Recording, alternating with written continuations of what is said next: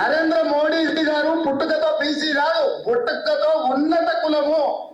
కానీ 2001లో ఆయన ముఖ్యమంత్రి అయిన తర్వాత ఆయన కులాన్ని తీసుకొచ్చి బీసీ కులాలలో కలిపి మీ దాంట్లో ఇత్తేసి పొత్తుగూడిండు. ఇక మీ ఇష్టం. ఆ పైన ఆయన కుర్చీలో నేను బీసీలు ఉన్నా కదా మీకు అందరికి ఎందుకు అంటుండు. ఆయన సర్టిఫికెట్ ఈ రోజు బీసీ ఉండొచ్చు కానీ మనస్తత్వం మాత్రము రైట్ దెబ్బ కొట్టిండు. నేను కుర్చీలో బీసీ ఉన్నా మీకెందుకయా, మీ లెక్కలు ఎందుకు, మనం అంతా ఒక్కటే, లెక్కలు గిక్కలు బంద్ చేయరి అంటే ముళ్ళును ముళ్ళుతో తీస్తా ఉన్నాడు. బీసీ ముఖ్యమంత్రి కాబట్టి బీసీలు నోరు మూసుకోర్రి.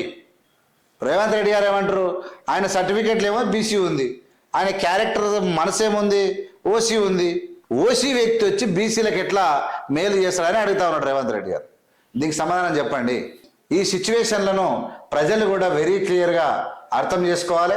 వాస్తవమైన పరిస్థితి ఏంది, నరేంద్ర మోడీ తన కులాన్ని ఏ కుట్రతో తెచ్చిండా, ఎందుకోసం తెచ్చిండు, ఎందుకు బీసీలలో కలిపిండు, ఇలా ఆయన ఎందుకు కులగణన చేయనంటున్నాడు, బీసీలను ఎందుకు ఉద్యోగాలు ఇస్తలేడు, బీసీలను బిజినెస్ మ్యాన్లుగా ఎందుకు చేస్తలేడు, బీసీల యొక్క బతుకులు ఎందుకు మారుస్తలేడు అంటే కుట్ర చేస్తున్నాడా?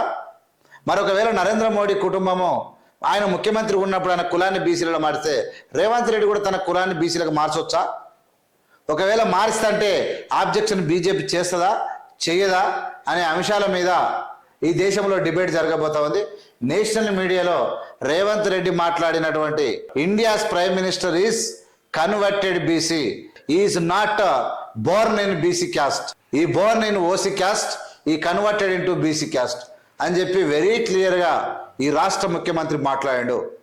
ఈ రాష్ట్ర ముఖ్యమంత్రి ఇలా తెలంగాణ రాష్ట్రంలో మనకు తెలుగులో చెప్తే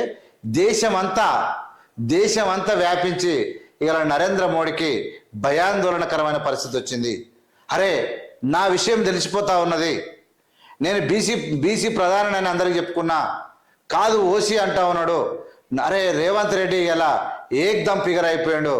రేపు అనేక రకాలుగా నరేంద్ర మోడీని క్వశ్చన్లతోని ఉక్కిరి బుక్కిరి చేసేటువంటి ఆస్కారం రేవంత్ రెడ్డికి వచ్చింది అని చెప్పి నేను తెలియజేసుకున్నా. ఇది వాస్తవం.